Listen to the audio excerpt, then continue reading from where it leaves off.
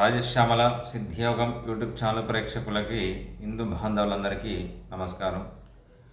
ఈరోజు ఒక గొప్ప మంత్రాన్ని కూడా వివరించడం జరుగుతుంది. ఇది చాలామందికి ఉపయోగపడే ఒక మంత్రాన్ని ఇస్తున్నాను. ఇది ఒక సాధనలాగా కాకుండా ఒక దినచర్యలాగా ఈ మంత్రాన్ని సాధన చేసినట్లయితే వాళ్ళ నిజ జీవితంలో ఎలాంటి కోరికలు ఉన్నాయో తప్పకుండా నెరవేరుతాయి. అలాగే ఈ గొప్ప మంత్రాన్ని కూడా చెప్పడానికి కొన్ని కారణాలు ఉన్నాయి. ఈ మంత్రాన్ని చాలామంది కూడా తెలిసో చేస్తున్నారో తెలియక చేస్తున్నారో కానీ అర్థం కావట్లేదు. కానీ కొన్ని పద్ధతుల ప్రకారంగా చేస్తే మాత్రం సాధన అనేది సిద్ధి కలుగుతుంది, కోరికలు నెరవేరుతాయి. మీ మనోసంకల్పం, మీ సంకల్ప బలం అనేది ఎప్పుడైనా చాలా నిర్భయంగా ఉండాలి. సంకల్పం, ఈ సంకల్పం నా కోరిక నెరవేరాలని ఉండాలి. ఏదో నేను చేశాను అనుకుంటే సంకల్పం అది ఎప్పటికి కూడా నెరవేరదు. అలాగే ఈరోజు నేను చెప్పేది నాగమాత మానసాదేవి మంత్రాన్ని ఈరోజు వివరించడం జరుగుతుంది. ఈ నాగమాత మానసాదేవి మంత్రాన్ని సాధన చేయడం వల్ల సత్సంతానం కలుగుతుంది పిల్లలు లేని వాళ్ళకి. అలాగే సర్పదోషాలు కానీ సర్పశాపాలు కానీ నివారణ జరుగుతుంది. అలాగే కుటుంబంలో కలహాలు కానీ తర్వాత రాహుకేతుల సంబంధించిన దోషాలు కానీ నివారణ జరుగుతుంది. ఇది చాలా గొప్ప మంత్రాన్ని ఈరోజు చెప్పడం జరుగుతుంది. ఈ నాగమాత మానసాదేవి మంత్రాన్ని ఎవరైతే సాధన చేస్తారో వాళ్ళ నిజ జీవితంలో కూడా అన్ని కష్టాలు తొలగిపోతాయి, రుణబాధల గురించి కూడా తొలగిపోతాయి. చాలా అరుదుగా ఈ మంత్రాన్ని నేను సేకరించి ఇవ్వడం జరిగింది. అలాగే ఈ మంత్ర సాధన వల్ల కూడా వివాహం కాని వారికి కూడా వివాహం జరుగుతుంది, సంతానం లేని వారికి కూడా సంతానం కలుగుతుంది. ఈ నాగమాత మానసాదేవిని ప్రతిరోజు నిత్యంగా ఇంట్లో చిత్రపటాన్ని పెట్టుకొని ఈ మానసాదేవి అమ్మవారిని మీరు ఆరాధించినట్లయితే మీ కోరికలన్నీ సభ్యంగా నెరవేరుతాయి.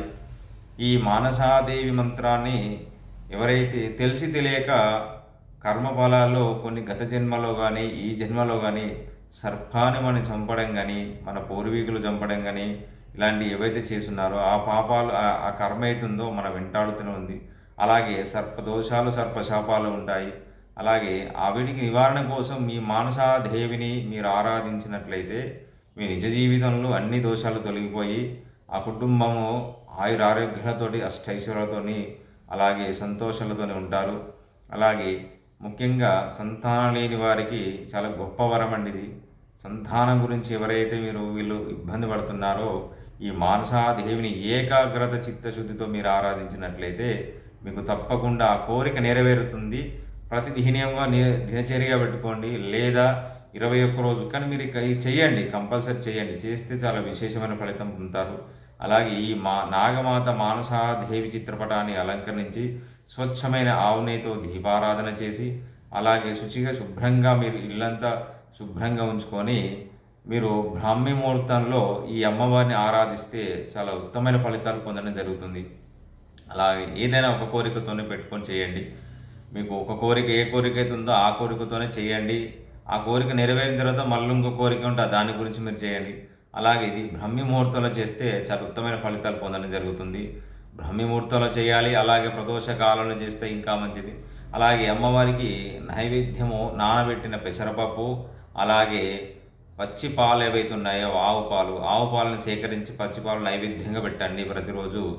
ఆ పచ్చిపాలు పెట్టిన తర్వాత మీరు మధ్యాహ్నం భోజనం చేసే సమయంలో భార్యాభర్తలు ఎవరైతే ఉన్నారో ఆ పాలని మీరు ఆ ఏదైతే ఉందో పెసరపప్పు నానబెట్టిన పెసరపప్పును ఈ పచ్చిపాలు ఏవైతే ఉన్నాయో ఆవు పాలు మీరు ఇద్దరు స్వీకరించండి.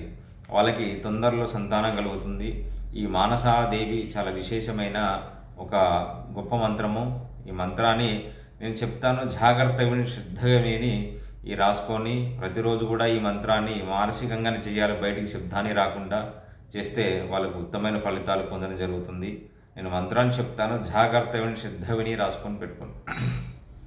ఓం హ్రీం శ్రీం క్లీం ఐం మానసదేవ్యే స్వః. ఓం హ్రీం శ్రీం క్లీం ఐం మానసదేవ్యే స్వః. ఈ మంత్రాన్ని ప్రతిరోజు కూడా మీరు 516 చేయండి, లేదా మీకు ఓపిక ఉంటే 1008 సార్లు చేయండి, లేదా 108 సార్లు చేయండి. కానీ మీరు ఏదైతే సంఖ్య మొదలు పెడతారో అదే సంఖ్య కానివ్వండి, కానీ తక్కువ కాకుండా చేస్తే చాలా మంచి ఫలితాలు పొందడం జరుగుతుంది. ఈ మానసాదేవి మంత్రం గురించి మీరు అడగాలనుకున్న కామెంట్ బాక్స్లో మెసేజ్ పెట్టండి, నేను సమాధానం ఇస్తాను. సర్వే జనా సుఖినో భవంతు.